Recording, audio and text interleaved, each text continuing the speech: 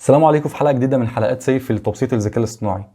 كتير مننا وانا كنت واحد منهم لما بيجي يتعلم ماشين ليرنينج بيبدأ يدور على مسار يتعلم فيه، ولكن للأسف بيحصل فجوة ان مفيش مسار واضح او ستيبس واضحة المفروض الواحد يمشي عليها عشان فعلا يعرف في الاخر يطلع بروجكت كامل بالماشين ليرنينج. دايما كنا نلاقي ان مثلا كورس على طول للماشين ليرنينج بيشرح الماشين ليرنينج على طول، ان ازاي تكتب الكود بتاع مثلا الجوريزم معين، وازاي انك تدرب الموديل بتاعك على الداتا اللي معاك. ولكن في دايما فجوه بتقع ما بينها الحاجات الستبس اللي في النص المفروض نكون عارفينها. حاجه زي مثلا لما بدات اتعلم دخلت على طول اتعلم ماشين ليرنينج من غير اي ستبس قبلها. ده طبعا خلى في فجوه بين ادراكي وفهمي ليه الكود والحاجه اللي بتتكتب وبتتشرح اصلا، وما بين اللي المفروض البروجكت يمشي عليه. فعلشان كده حبيت ان انا اعمل لك الفيديو ده واوضح لك فيه الستبس كلها اللي المفروض البروجكت يمشي عليها، والمفروض تتعلم ايه في كل ستيب، واهميه الستيب دي في البروجكت بتاعك، بحيث وانت ماشي تعرف تدرك كل الحاجات دي. طبعا هيتبقى نقطه هتتعلمها منين، وده هعرفك هتتعلمها منين في اخر الفيديو ان شاء الله، فيا ريت تتابع معايا. طيب، في الفيديو اللي فات كنا اتكلمنا على الماشين ليرنينج والديب ليرنينج والديتا ساينس والفرق ما بين كل التوبكس دي، وفهمنا ازاي ان احنا بننقل من الماشين ليرنينج للديب ليرنينج، او امتى بننقل من الماشين للديب. فلو انت ما شفتوش يا ريت تشوفه، هتعرف الفرق ما بين الماشين ليرنينج والديب ليرنينج. في الفيديو ده بقى احنا هنتكلم على الستبس اللي المفروض الماشين ليرنينج، وانت البروسيس اللي انت بتاخدها علشان تتعلم ماشين ليرنينج المفروض تمشي عليها ازاي في ستبس واضحه ان شاء الله. طيب، اول ستيب معانا او اول خطوه معانا المفروض نمشي عليها علشان نكون فعلا داخلين صح للماشين ليرنينج، وده بناء على التجربه وبناء على الاربع سنين اللي انا اتعلمت فيهم الفتره اللي فاتت لحد في الاخر ما اشتغلت كماشين ليرنينج وكمبيوتر فيجن انجينير الحمد لله يعني. فدي خلاصه تجربه كبيره يعني، يا رب تفيدكم باذن الله. اول خطوه، اول حاجه مهمه انت المفروض تتعلمها قبل ما تدخل تتعلم الماشين ليرنينج هي ايه؟ هي البيزكس. ايه يا عم سيف البيزكس دي؟ البيزكس هي البيزكس في الاحصاء والاحتمالات والتفاضل والتكامل والجبر الخطي. ولاحظ هنا ان انا بقول اساسيات مش بقول علم كامل. ليه؟ لان انت كل الستبس اللي جاي اصلا عباره عن ايه؟ عباره عن تطبيق للحاجات دي كلها. فلو انت داخل وما عندكش اساسيات في الرياضيات دي كلها، هي دايما هيبقى في نقطه واقعه منك، او في حاجه كده انت مش هتقدر تفهمها بسبب عدم فهمك للحاجات دي. فانت اول ما تبدا خد الاساسيات بتاعت الحاجات دي، لان بعد كده هتفهم انك هتعمل statistical analysis على حاجه معينه، ان الموديل بتاعك مبني على جبر وتفاضل وتكامل واحتمالات. فانت لازم يكون عندك خلفيه كويسه الاول عشان تقدر تفهم الحاجات اللي هتتشرح. وهنا مش بقول لك اتعلم بعمق، لا، العمق هيجي كمان مع التقدم في كل حاجه. هتبدا تدرك انت هتتعلم الحاجه دي بعمق قد ايه، ولكن ده الاساسيات. طيب، اتعلمت الاساسيات ودي بقت اول ستيب عندك، وبقى عندك الارض الصلبه اللي انت تقدر تبني عليها. بعد كده ندخل على تاني ستيب. تاني ستيب معانا وهي ايه؟ هي البروجرامنج. انت علشان تشتغل كماشين ليرنينج انجينير في الاغلب، او الطبيعي انك هتشتغل بلغه مثلا زي لغه البايثون، ودي يعتبر اشهر لغه. فعشان تبدا تتعلم بايثون لازم يكون عندك اصلا اساسيات في البرمجه. يعني ايه برمجه؟ يعني ايه البروجرامنج بشكل عام، وازاي بنكتب كود، والكود ده بيتنفذ ازاي، وكل الحاجات دي. فلما يبقى انت عندك خلفيه عن البروجرامنج هتقدر تدخل في الستيب دي بشكل قوي. طيب خلاص، بقى عندك خلفيه عن البروجرامنج وبقيت فاهم الدنيا ماشيه ازاي في البرمجه، تبدا بقى على اول خطوه فعليه. هي ايه؟ هي انك تتعلم بايثون. هنا بايثون ليه انا بقول بايثون؟ مثلا في مكتبات تانية او حاجات او لغات تانية، ولكن بايثون هي اشهر لغه بنتعامل فيها في الماشين ليرنينج، واسهل لغه، وكمان ليها كوميونتي واسع، ولها بيتبنى عليها تولز وحاجات رهيبه. فانت لما تتعلم بايثون هتسهل عليك حاجات كتيره، وده فعلا اللي السوق شغال بيها في اغلب، او يعني اغلب الشغل يعني بيتبنى على البايثون. طيب، في بايثون بقى بالظبط انت اتعلمت خلاص بايثون، وتعلمت الاو او بي بتاع البايثون، وبقيت عارف تكتب السنتكس بتاعها، وبقيت فاهم ازاي تستخدم البايثون. هتوظف بقى بايثون ازاي في المجال بتاع الداتا ساينس، او اسف المجال بتاع الماشين ليرنينج بقى؟ هتبدا تتعلم المكتبات بتاعه البايثون. زي ايه؟ زي البانداز. مكتبه بانداز هي من المكتبات اللي احنا بنستخدمها عشان نتعامل مع البيانات بتاعتنا، او نتعامل مع الداتا بتاعتنا، ونقدر نتحكم فيها ونطلع منها معلومات معينه، ونظهر حاجه معينه في الداتا، ونمسح حاجه من الداتا. فيعتبر حاجه اسمها داتا مانيبيوليشن، انك بتتعامل مع الداتا بتاعتك باستخدام المكتبه دي. فدي اول تول انت هتستخدمها علشان من المكتبات بتاعت بايثون علشان تتعامل مع الداتا بتاعتك. مكتبه تانية زي نمباي.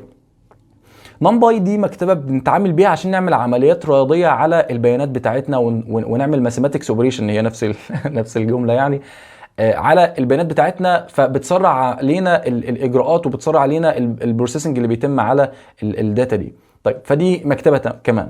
مكتبه ثالثه هي مات بلوتليب. من المكتبات المهمه اللي انت تستخدمها عشان تعمل فيجواليزيشن للداتا بتاعتك.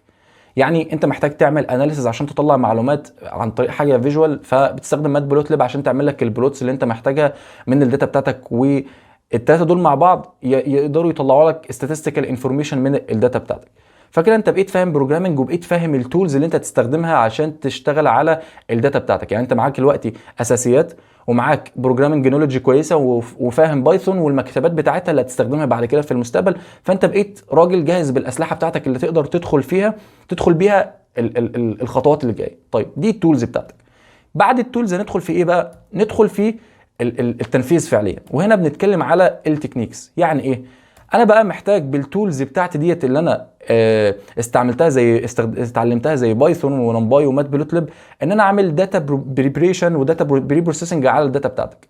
زي ما احنا عارفين، او زي ما انا هعرفك ان شاء الله في المستقبل، ان الماشين ليرنينج لما بتيجي تشتغل عليها، او الداتا لما بتيجي تشتغل عليها، لازم تعمل عليها عمليات تحسين الاول للداتا بتاعتك، وبروسيسنج للداتا بتاعتك، وبريبريشن للداتا بتاعتك قبل ما تدخل للماشين ليرنينج موديل. فانت بالبانداز مثلا والنمباي والمات بلوت ليب تقدر انك تفهم الداتا، وتقدر انك تعمل عليها الاوبريشن بتاعه الكليننج والاوبريشن بتاعه الترانسفورميشن. كليننج انك تنظف القيم المفقوده مثلا في الداتا بتاعتك، انك تتعامل مع الداتا اللي فيها مشكله في البيانات بتاعتك، انك تتعامل مع الدوبليكيشن، وحاجات كتيره هنتكلم عنها طبعا بشكل مفصل. وان شاء الله هعمل كراش كورسز عن كل نقطه من دي، بحيث تبقى داخل تتعلم ماشين ليرنينج وانت جاهز من كل حاجه. طيب ده اول تكنيك لازم يكون معاك، وما ينفعش تدخل ماشين ليرنينج من غير ما تبقى عارف التكنيكس دي. ليه؟ لان انت اوريدي 80% من شغلك مثلا، او نسبه كبيره من شغلك بشكل عام، انت بتستعمل التكنيكس دي عشان تظبط الداتا بتاعتك، علشان لما تدخل الموديل يقدر يستجيب ليها بشكل كويس، واحسن قدر ممكن يقدر يطلعه لك من الاكيورسي بناء على الداتا بريبريشن اللي انت عملتها. طيب دي نقطه. تكنيك تاني زي الداتا اناليسيز، انت لما تبدا تتعامل مع الداتا بتاعتك محتاج انك تفهمها اصلا.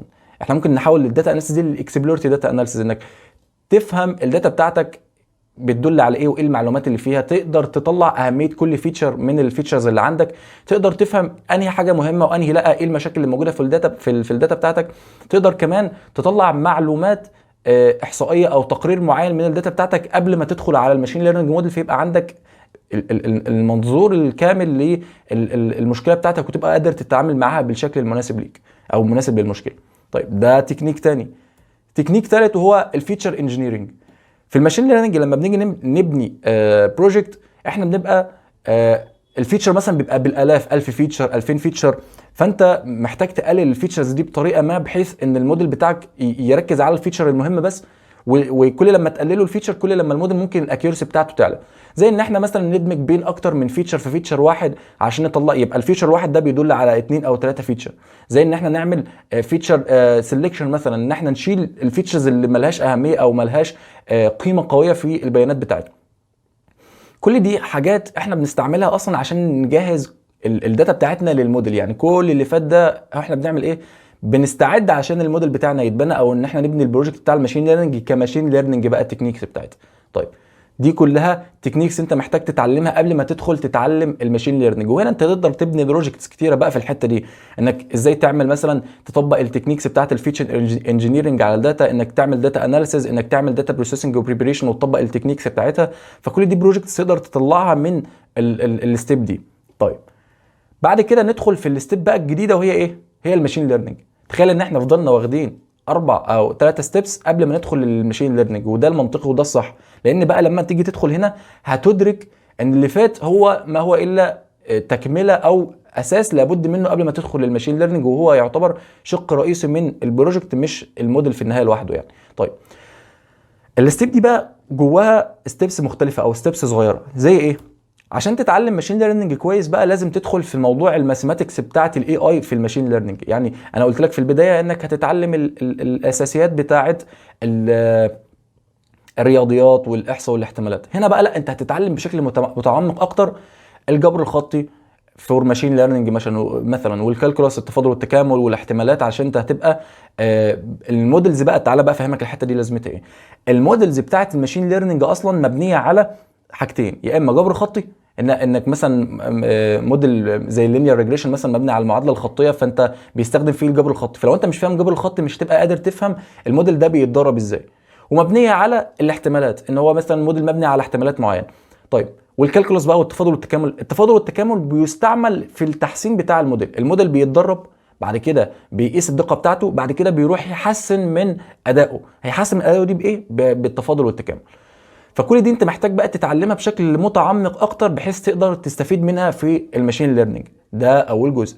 تاني جزء في الماشين ليرنينج هو الجزء الثيوريتيكال. هنا بقى انت هتبدا تتعلم الماشين ليرنينج، انواع الماشين ليرنينج زي هي سوبرفايزد ولا ان سوبرفايزد ولا رينفورسمنت ليرنينج، بس انت ممكن تبعد عن الرينفورسمنت في البدايه.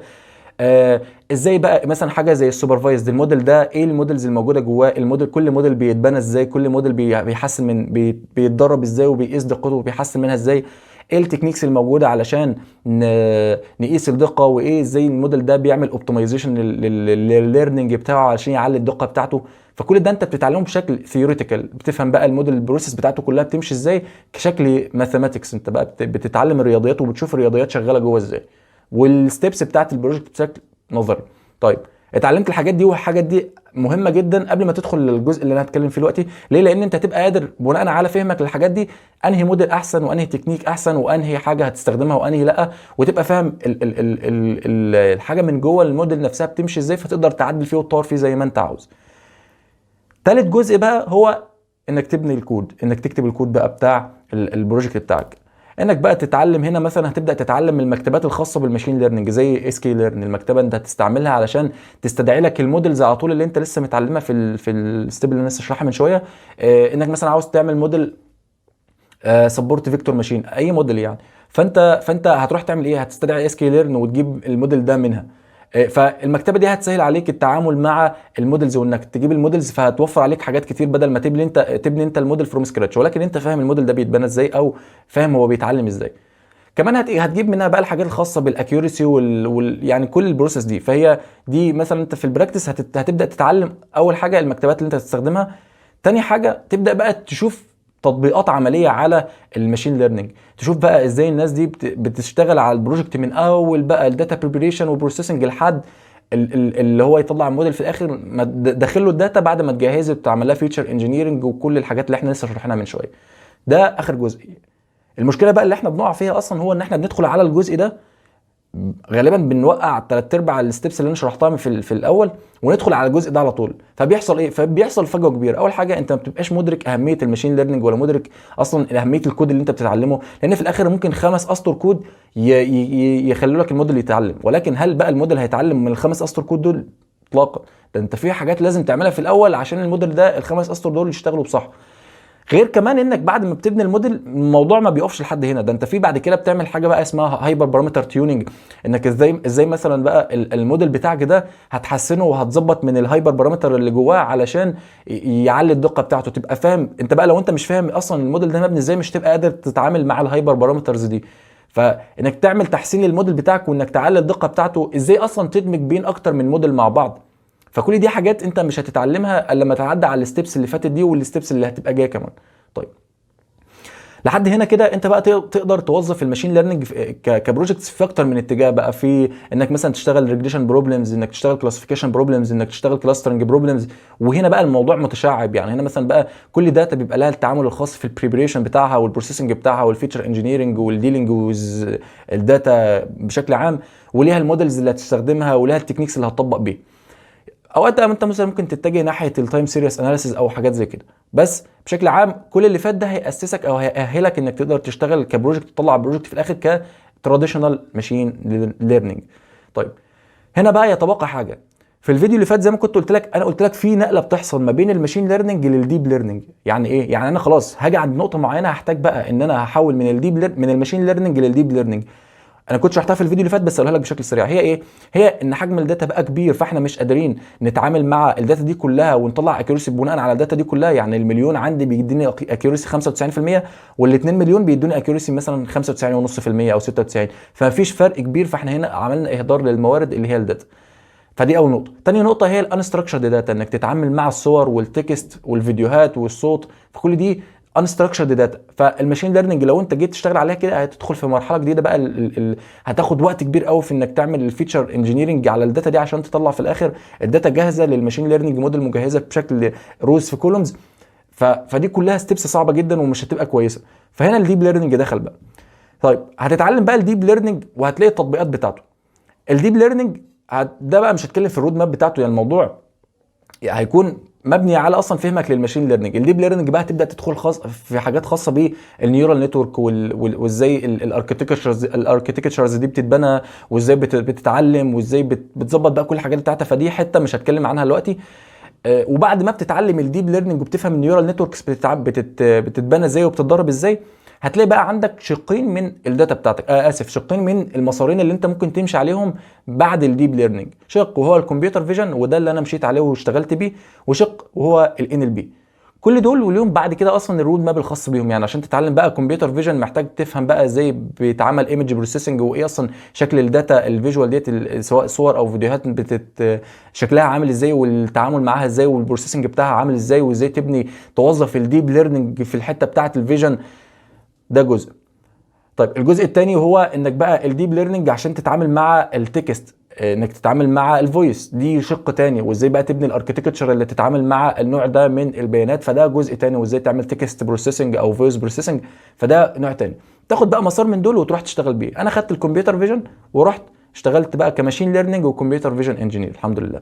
وحاليا في الماستر مثلا ممكن ان انا ادمج ما بين الفيجن وما بين اللانجوج في مثلا حاجه معينه، يعني لسه ان شاء الله في المستقبل هنتكلم عنها بشكل مفصل لما تتم باذن الله. طيب دي المسار الكامل بتاع تعلم الماشين ليرنينج او التعلم الذكاء الاصطناعي بقى بشكل عام. هيتبقى بقى نقطه معينه، هي ايه؟ هي احنا بقى هنتعلم منين؟ فالنقطه دي بصراحه انا حبيت اسيبها للفيديو اللي جاي عشان اعديك بقى، مش هقول لك بقى اتعلم من هنا ومن هنا ومن هنا واديك لينك الكورس على طول، لا، انا هعلمك المهاره اللي انت هتتعلم ازاي تتعلم انت لوحدك ذاتيا، وازاي تدور على الكورس لوحدك من غير مثلا ما حد يديك الكورس ده او من حد يديك الكورس ده، بحيث تبقى مستقل. انت تشوف مثلا افرض انا اديتك كورس وانت ما قدرتش تفهم من الكورس ده، هتفضل واقف؟ لا، انا هديك بقى المهاره دي، هعلمك ازاي تتعلم ذاتيا وازاي تدور في المواقع، وايه اصلا المواقع الموجوده اللي بتعلمنا المجالات دي، وازاي نجيب منها كورسات حتى لو المواقع دي مدفوعه. ف يا ريت لو انت لسه ما دخلتش القناه بتاعه التليجرام تدخل فيها، علشان بعمل فوتس عليها، وان شاء الله هفعل بقى التعليقات عشان ناخد اراء بعض ونعرف الناس محتاجه تدخل في انهي اتجاه اكتر. فهسيب لك لينك تليجرام في الديسكربشن، ولو انت لسه ما عملتش اشتراك فيا ريت تعمل اشتراك، واستنى الفيديو الجاي، والسلام عليكم.